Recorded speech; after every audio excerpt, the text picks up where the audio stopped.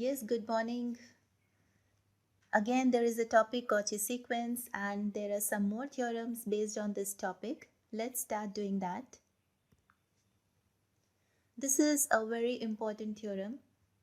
If Kn is a sequence of compact sets in a metric space X such that Kn contains Kn plus 1, n belonging to natural number, and if limit n tends to infinity, diameter of Kn equal to 0, then intersections of all the Kns consist of exactly one point.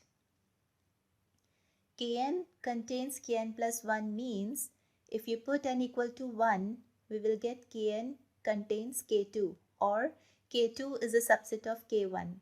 Let's see the diagram. See, this is your K1 and this is your K2, this is K3 and so on. For this condition, this K1 contains K2, then K2 contains K3 and so on, right? So K1 is a bigger set, a compact set. We have also given that diameter for this Kn when n tends to infinity equal to 0, and we have to prove that their intersection consists of exactly one point. What is the intersection of all these Kns?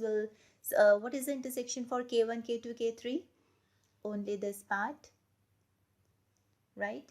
And if we move further on up to Kns, the intersection will be very, very, very far away, right? Now, first of all, for this proof, we will prove that intersection of all these Kns is non-empty. What are the Kns? That is the compact set. First, we have to prove that intersections of the compact set is non-empty. This result I have proved in my course Real Analysis Part 1. In that I have proved this result in the topic compact sets. You can check over my course 1, the real part, the part 1 for the real analysis, right? You can check the proof in that first part of real analysis. And after proving this result, let's move further on to prove this theorem. We will do this theorem by the contradiction method. Let's take this intersection of Kns to be equal to K,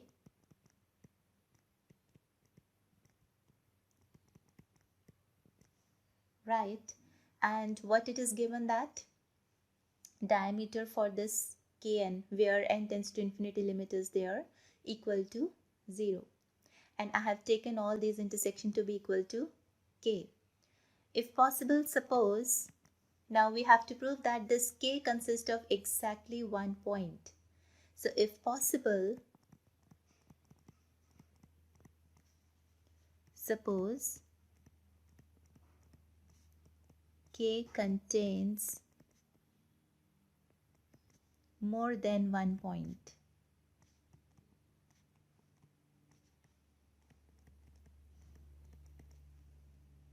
Right? Then what we can say about the diameter of K?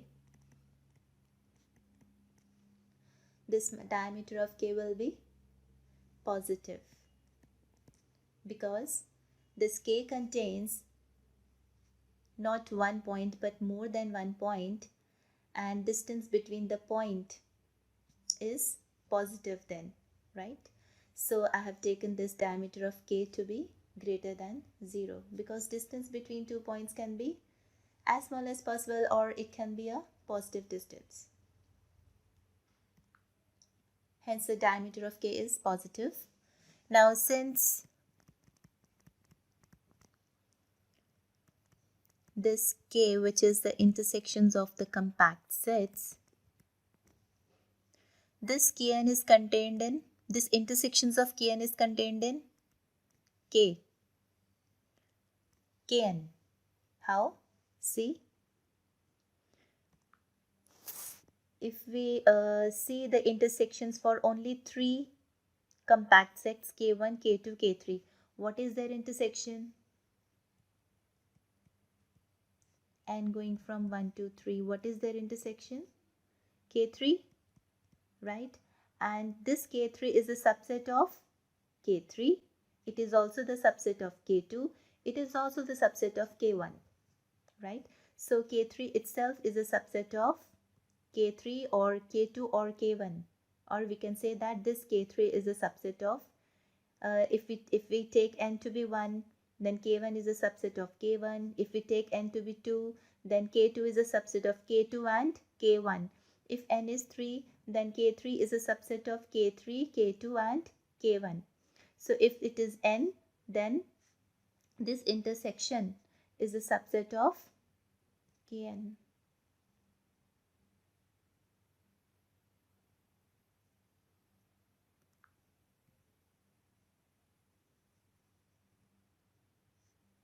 So all these intersections of Kns is a subset of their bigger sets.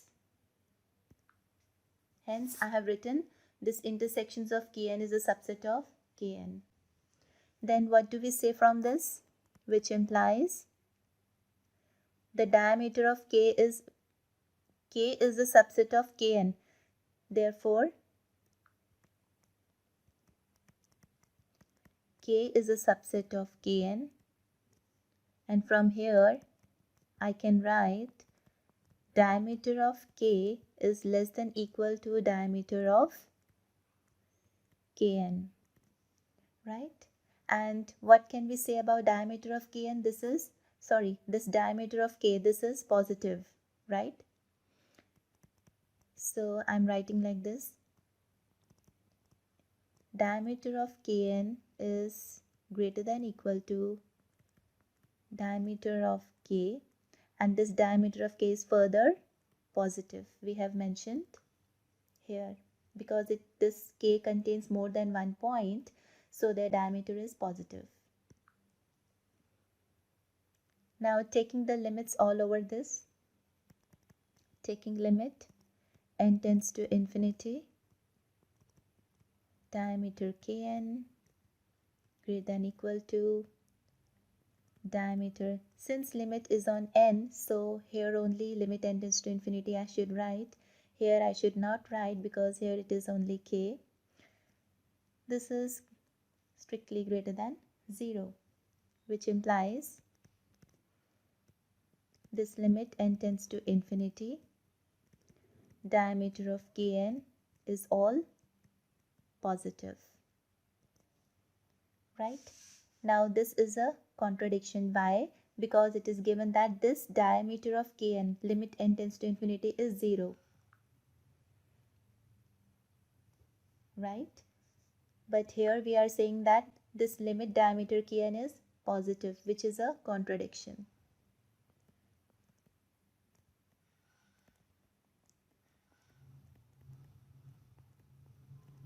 Hence our supposition was wrong. Therefore, our supposition was wrong. What we have supposed? That their intersection contained more than one point. This supposition is wrong. That means this intersection contains exactly one point. Thus, K equal to, which is taken as intersections of all Kn's, consist of exactly one point. Right? Easy? Right. The next theorem. In any metric space, every convergent sequence is a Cauchy sequence. Now metric space is given, it can be any, and every convergent sequence. So there is a convergent sequence in a metric space, and that sequence is a Cauchy sequence. This we have to prove.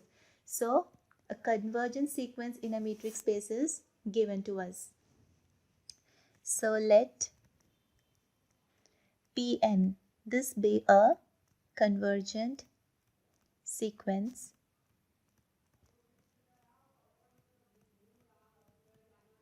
in a metric space X. I'm writing MS for the metric space.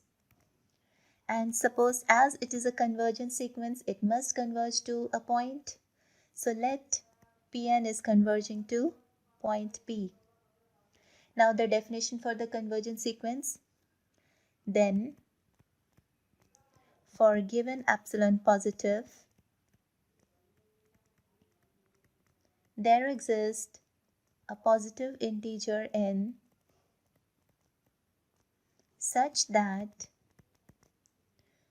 the distance of this Pn with P is strictly less than epsilon, but I am taking epsilon by 2, right? For n greater than equal to, and you can guess your epsilon to be any real number. So now for proving the sequence to be a Cauchy sequence, I must define my distance of any two terms. Now when the sequence will be a Cauchy sequence? When the distance between any two terms of the sequence can be made as small as possible, or which is strictly less than epsilon. This I have to prove. Now can I write this distance as this is less than equal to distance of Pn with P plus distance of P with Pm, right? Now for convergent sequence, this distance is strictly less than epsilon. So dP and P is strictly less than epsilon. Similarly, dP with Pm is also strictly less than epsilon. This Pn will be any term of the sequence, and this Pm will be any another term of this convergent sequence, right? Because this Pn, distance of Pn with P strictly less than epsilon by 2 is for n greater than equal to n, that is for P1, P2, P3, P4. Any term of the sequence, this result is true. So for Pn I am also writing epsilon by 2. For other term Pm with P, I am also writing epsilon by 2. And this is nothing but their sum is epsilon. For this dP and P, I should write n greater than equal to n. For this, I should write m greater than equal to n. So together I write nm greater than equal to n. This is nothing but the definition for the Cauchy sequence. dPn Pm strictly less than epsilon for nm greater than equal to n. This is nothing but the definition for the Cauchy sequence. Hence, Pn is a Cauchy sequence. So, but epsilon was arbitrary.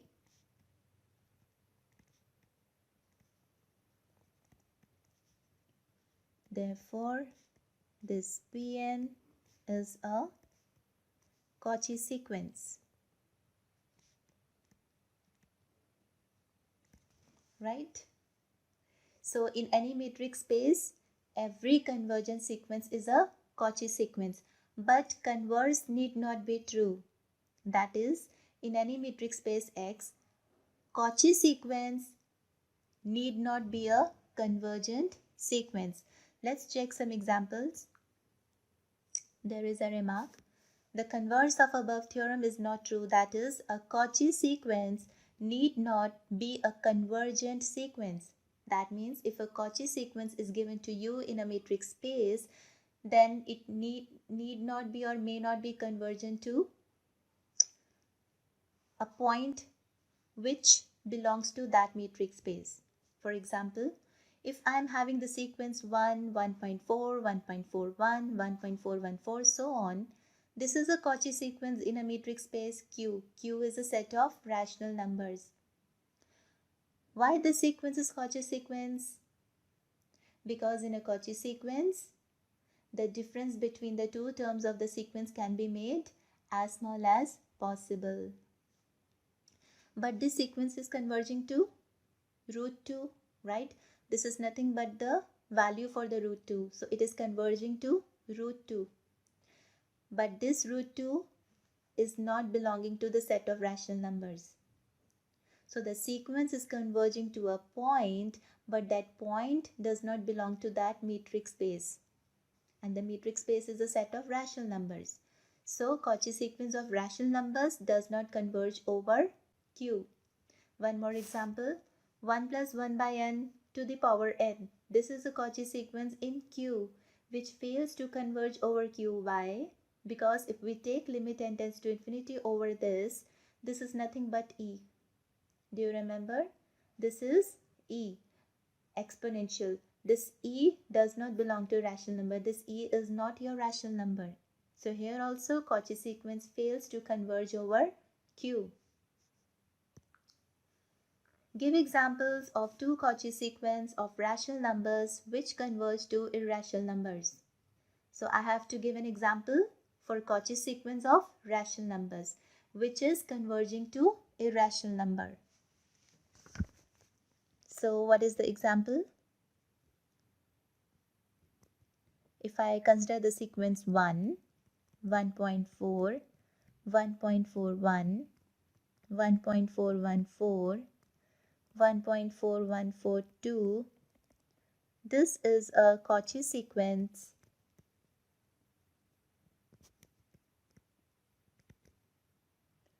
of rational numbers,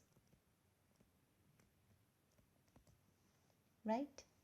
But where this sequence is converging to? If you move further on, n tends to infinity, where this sequence is converging to? This sequence is converging to root 2, right? This sequence is converging to root 2, which is not a rational number, which is a irrational number.